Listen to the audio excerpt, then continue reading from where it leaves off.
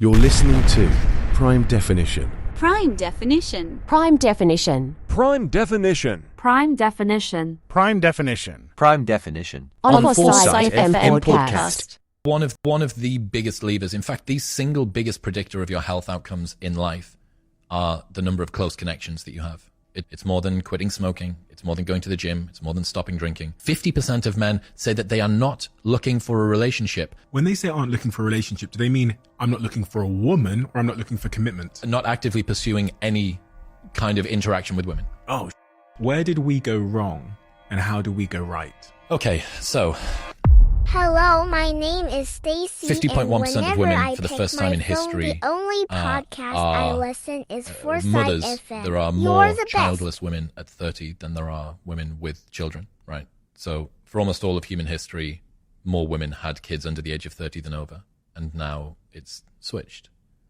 There's a study from Morgan Stanley that says by 2040, 45% of 25 to 45-year-old women will be single and childless.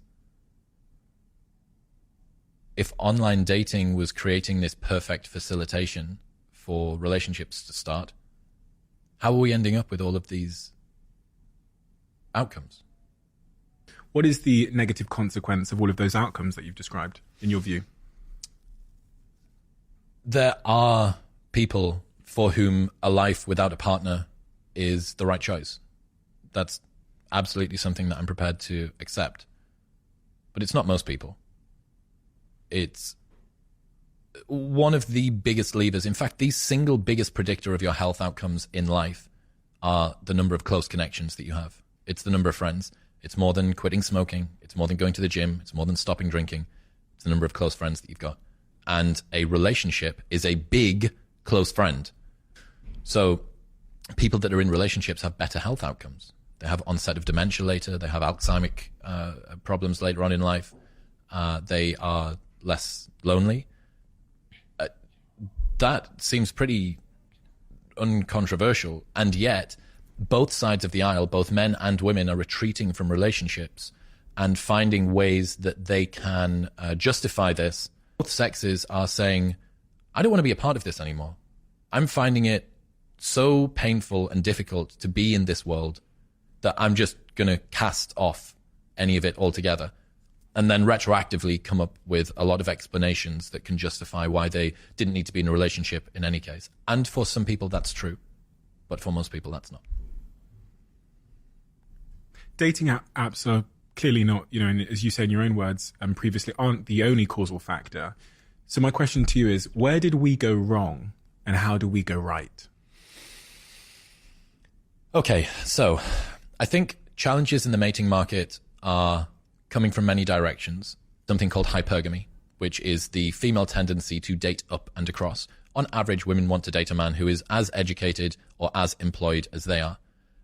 Now, in a world in which, quite rightly, women have finally been able to achieve parity in education and employment and status and have independence and not be financially reliant on their partner, all the rest of it, that's great for them.